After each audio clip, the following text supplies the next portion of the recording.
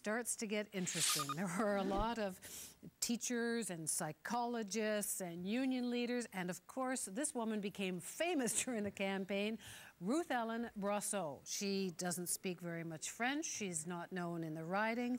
She is a manager of a pub, co-manager, I think, of a pub in the Ottawa area. And was this the one who was in Las Vegas? She spent maybe not the entire campaign, but part of the campaign. Well, because they don't get very many holidays. She'd booked it before the campaign was booked. So she could be the shadow cabinet minister for foreign affairs.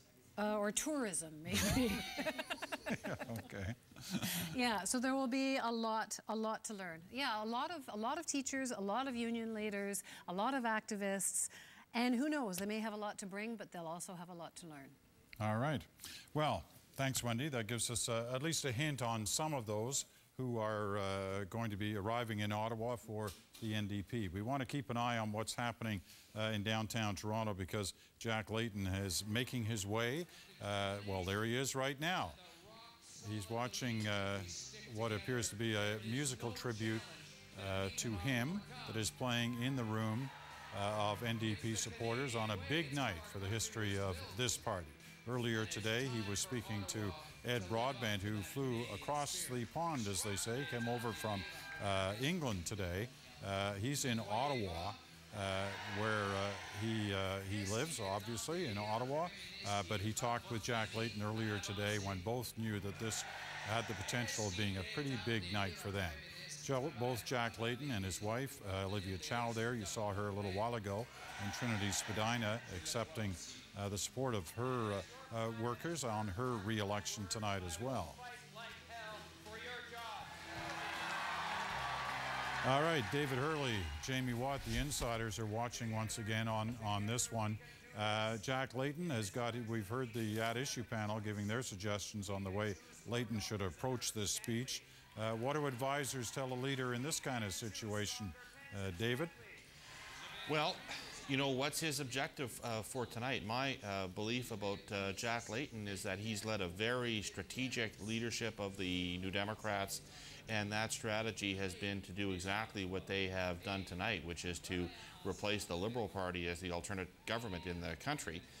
And so I think that there was some wise advice from Andrew, I believe it was earlier on the at-issue panel, which is, if I was advising him, I'd tell him to talk to the Liberals. I'd tell him to cement the people that came over to him, talk to them in a language that they're comfortable with and that they're used to. This is the first day of a new political world for the NDP, and you know, they could be back to where they were pretty quickly should they blow this in Quebec and outside, but they also have an opportunity to put down some real roots, and if I was him, I would start that tonight. You heard Bob Ray talking to us earlier, suggesting that some kind of widespread discussion does need to take place. The code in that seemed to be that he was open to the idea of talks, strategic talks between the two parties about a possible future together. Does that surprise you? Well, it didn't surprise me that that's his view. It surprised me a little bit that he brought it up tonight. But I think that, you know, that's going to be a point of view in the party. And, you know, on the national, you've covered this story before. There are Liberals who feel that way. There are other Liberals who feel equally strongly, and many more, I think, Liberals who feel equally strongly the other way. I'd be very surprised if the Liberal Party ended up entering into any serious negotiations with the NDP about anything. I think the party has a little bit of fight left in it. All right, Jamie, your thoughts on how Layton should approach this speech now, having written a few in your day for past leaders? I think it's very important tonight, Peter, that Jack doesn't let his reach exceed his grasp. He's obviously got a spectacular victory on his hand, north of 100 seats. No one predicted, very few people predicted that. So he's got to celebrate that, build those bridges that we talked about, but at the same time, he didn't achieve his primary objective, which was to stop a majority Stephen Harper government. So on the one hand, he did very well, but on the other hand, he's still facing a majority government the next 4 years. I guess on the plus side, if you're going to lose, if you do lose to a majority government and you make a spectacular move forward like Layton and the NDP obviously have today, you've now got 4 years to plan your next move and do it constructively with whatever kind of discussions perhaps take place with other parties, but also trying to sort out how you operate with a caucus that's now dominated from Quebec by first-time MPs. That's so right. Jack Layton moving forward now in the crowd as we watch. And we always see these things happen where reporters try, because that is their job, to get a comment. But the leaders often say, look, I want to talk to my supporters first of all. And I think that's just what he's saying right now.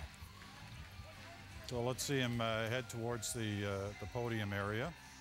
Well, he's actually spending a little longer than usual there talking to somebody.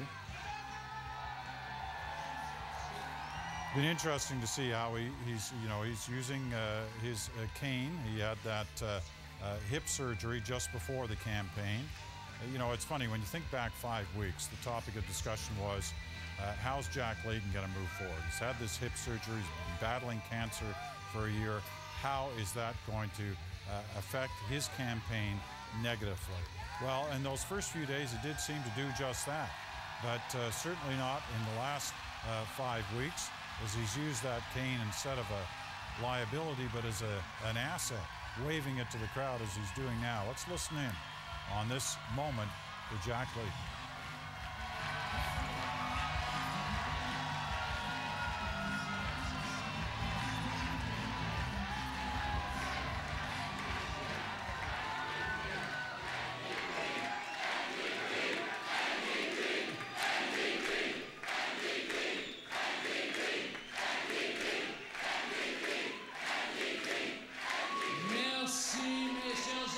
Thank you. You are amazing. Thank you for being here to celebrate. And let me tell you this.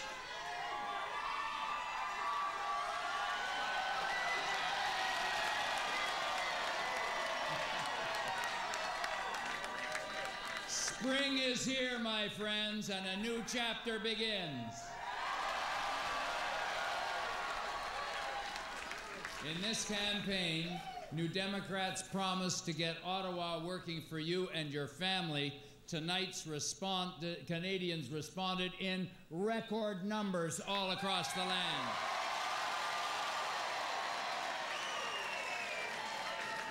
Tonight, Canadians voted to improve health care. Public health care. You voted to strengthen retirement security and to lift every senior out of poverty. You voted to help families make ends meet. You voted to grow our economy with new jobs and new opportunities. And you voted to end the same old debates and political games.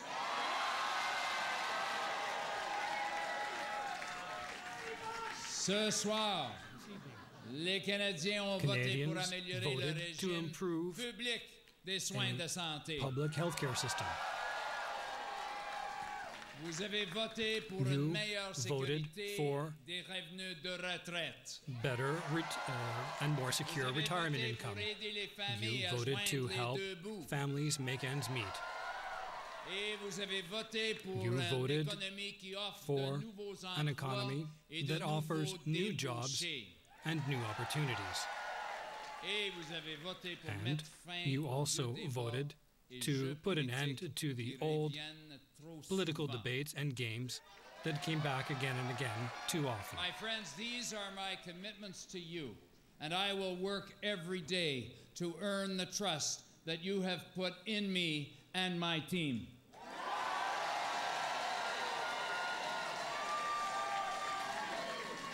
Un peu plus tôt.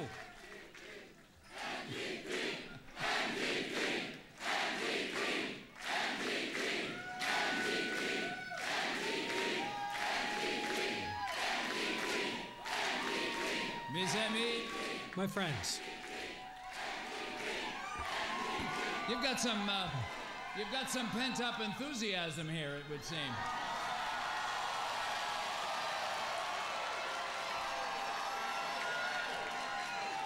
Well, we're going to put you all to work making change happen through the House of Commons. Un peu plus tôt, A little earlier, I spoke to Stephen Harper, and I congratulated him on his victory. It was